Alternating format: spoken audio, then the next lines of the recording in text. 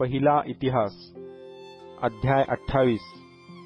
इस्रायलाचे सर्व सरदार म्हणजे वंशावंशाचे सरदार राजाची पाळीपाळीने सेवा करणाऱ्या तुकड्यांचे सरदार होते. तसेच सहस्त्रपती, शतपती, राजा व त्याचे पुत्र यांच्या पशवादी धनावर देखरेख करणारे सरदार आणि शूरवीर या सर्वांस दाविदाने यरुशलेमास जमविले. मग दावीद राजा उभा राहून म्हणाला, माझे बांधव व माझे प्रजाजन हो, माझे म्हणणे ऐका. परमेश्वराच्या कराराच्या कोशासाठी आणि आपल्या देवाच्या पादासनासाठी एक विश्राम भवन बांधावे असा माझा मानस असून ते बांधण्याची मी तयारी केली होती. परंतु देवाने मला म्हटले, माझ्या नामाप्रित्यर्थ तुला मंदिर बांधावयाचे नाही, कारण तू युद्धप्रिय असून रक्तपात केला आहे.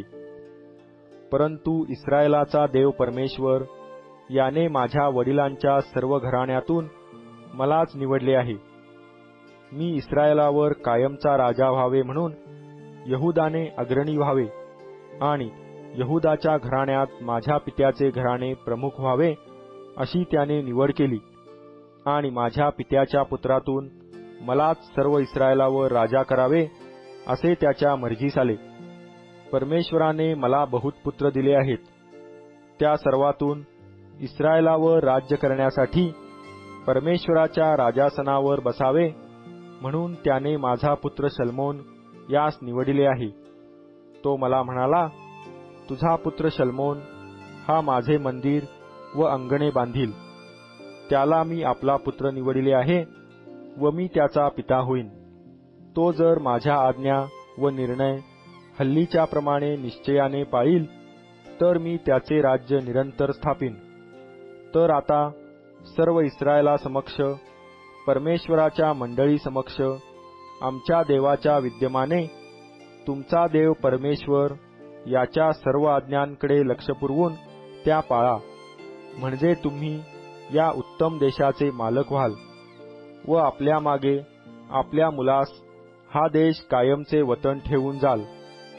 हे माझ्या पुत्रा शल्मोना, तू आपल्या बापाच्या देवाला ओळख आणि सात्विक चित्ताने व मनोभावे त्याची सेवा कर. परमेश्वर सर्वांची मने पारखितो आणि त्यात जे काही विचार व कल्पना उत्पन्न होतात त्या समजतात.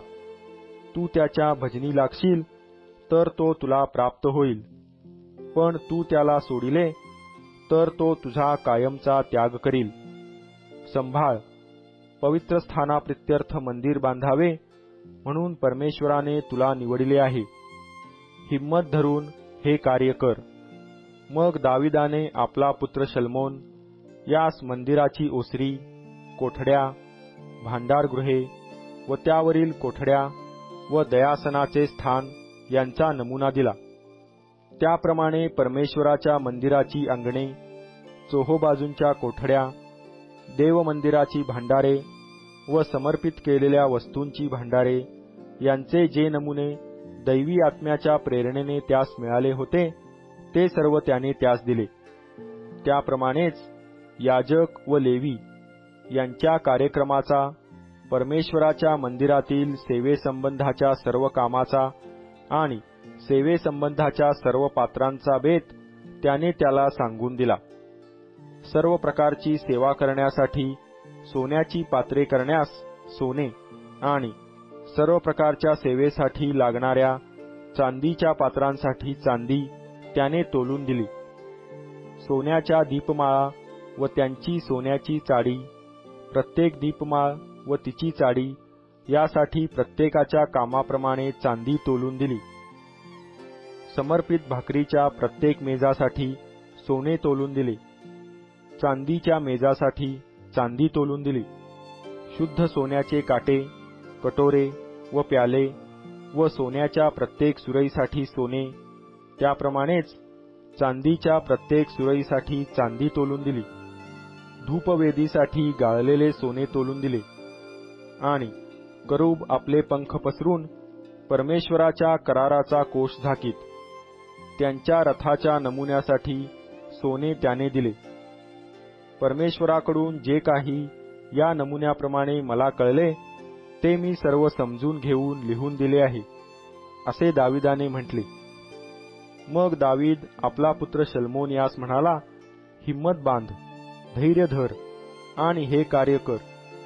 भिवू नको, खचू नको, कारण परमेश्वर देव, माझा देव तुझ्याबरोबर आहे. परमेश्वराच्या मंदिराच्या सेवेचे सर्व काम समाप्त होईपर्यंत तो तुला अंतरणार नाही, तुला सोडणार नाही.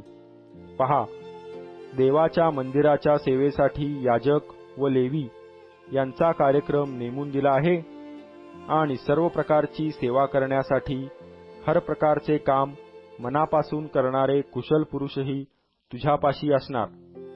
त्याप्रमाणेच सरदार लोक व सर्व प्रजाजन हे सर्वस्वी तुझ्या हुकमात असणार.